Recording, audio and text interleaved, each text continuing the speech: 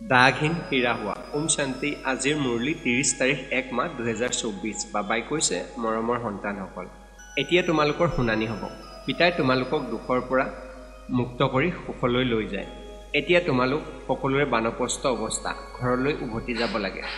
প্ৰশ্ন, সদায় যুগযুক্ত হৈ থকা তথা শ্ৰীমতত চলাৰ আজ্ঞা বাৰে বাৰে প্ৰত্যেক সন্তানক কিয় দিয়া হয়? উত্তৰ, কিয়নো এতিয়া সন্মুখত অন্তিমৰ বিনাশৰ দৃশ্য। কোটি কোটি মনুষ্য মৰিব, প্ৰাকৃতিক দুৰ্যোগ হ'ব।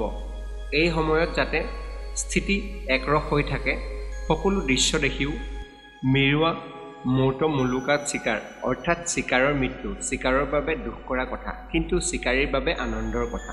সেইদৰে বিনাশৰ সময়তো মায়া আৰু প্ৰকৃতি দুয়োটাই ভয়ানক ৰূপ ল'ব। দুৰ্বল আত্মাসকলৰ কাৰণে অন্তিম সময় পীড়াদায়ক হ'ব আৰু মাষ্টৰ সৰ্বশক্তিমান আত্মাসকলৰ কাৰণে বিনোদাত্মক হ'ব। তেওঁলোকৰ সন্মুখত নতুন সৃষ্টি দৃষ্টিপথ থাকিব। এনেকুৱা অনুভৱ হওক, তাৰ বাবে যুগযুক্ত হ'ব লাগে। শ্ৰীমতত চলোতা যোগী সন্তানসকলেহে আনন্দ উল্লাসত থাকিব লাগে। শ্ৰীমতত চলোতা যোগী সন্তানসকলেহে আনন্দ উল্লাসত থাকিব। তেওঁলোকৰ বুদ্ধিত থাকিব যে আমিতো পুৰণা শৰীৰ এৰি নিজৰ মৰমৰ ঘৰলৈ যাম। ওম শান্তি। ধাৰণাৰ বাবে মুখ্য সাৰ 1, প্ৰকাশপুঞ্জ হৈ সকলোকে মাৰ্গদৰ্শন কৰাব লাগে। বুদ্ধি সদৰ অৰ্থাৎ সীমিত ভাৱৰ পৰা অঁতৰাই বেহদৰ অৰ্থাৎ অসীমৰ ভাৱত ৰাখিব লাগে। প্ৰদৰ্শন চক্ৰধাৰী হ'ব লাগে।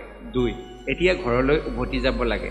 সেয়েহে এই বানপ্ৰস্থ অৱস্থাত শত্ৰুপ্ৰধান হ'বলৈ পুৰুষাৰ্থ কৰিব লাগে। নিজৰ সময় নষ্ট কৰিব নালাগে। বৰদান, সম্বন্ধ সম্পৰ্কত আহি হীৰা হৈ হীৰাক চাওঁতা দাগহীন হীৰা হোৱা।